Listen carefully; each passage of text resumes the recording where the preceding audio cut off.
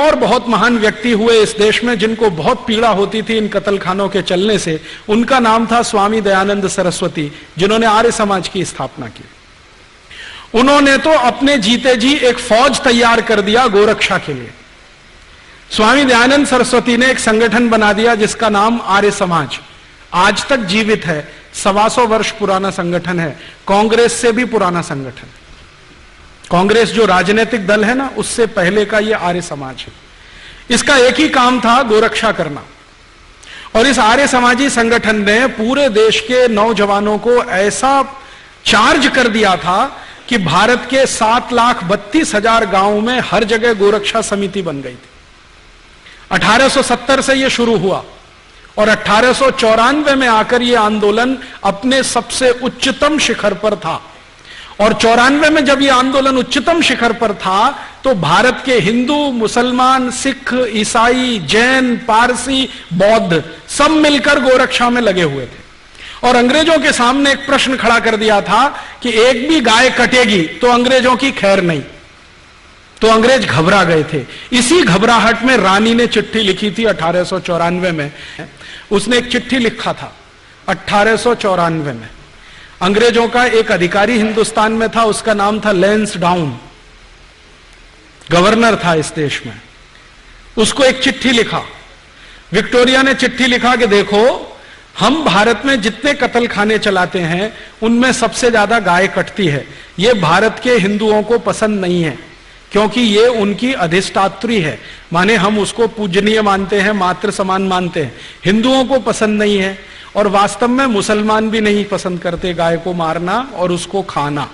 गाय तो हमारे लिए काटी जाती है, माने अंग्रेजों के लिए काटी जाती है। अब भारत में हिंदू और मुसलमान कभी एक हो गए और गाय बचाने में लग गए तो हमारी सरकार नहीं चलेगी भारत में। इसलिए तुम एक काम करो कि जितने कत्लखाने चल रहे हैं गाय काटने के लिए, उनमें मुसलमानों की भर्ती कर दो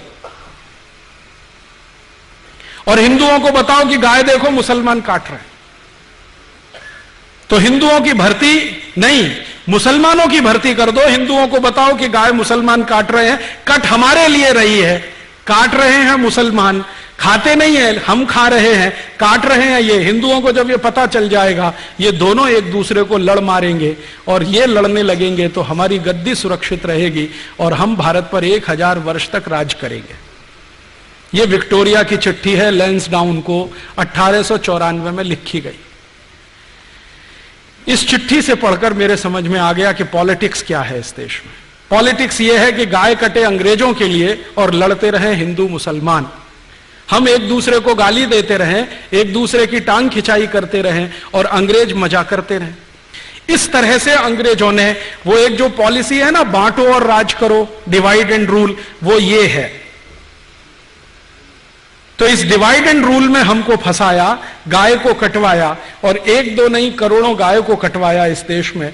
एक कत्लखाना जो कलकत्ता से शुरू हुआ, धीरे धीरे भारत के हर कैंट एरिया में फैल गया। 350 कैंट एरिया अंग्रेजों ने स्थापित किए, 350 कत्लखाने बना दिए। सारे कत्लखानों में मुसलमानों की भर्ती करो और हिंदुओं को बताओ कि गाय ये काट रहे हैं। और जब ये खबर अंग्रेजों ने फैलाई, उसके बाद इस देश में हिंदू मुसलमानों के दंगे शुरू हो गए।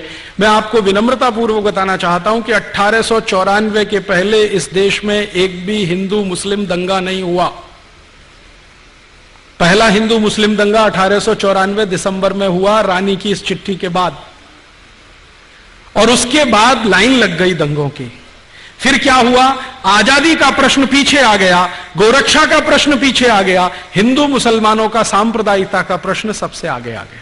और अंग्रेजों ने लगभग 60-70 साल तक इसी आग को जलाकर रखा और इसमें समय समय पर घी डालते रहे। वो कभी भी ये दोनों एक ना हो जाएं, इसके लिए पूरी ताकत लगाकर अपने एजेंटों को उन्होंने भारत की बहुत सारी संस्थाओं में घुसा के बिठा दिया कि ये समाज एक ना हो जाए।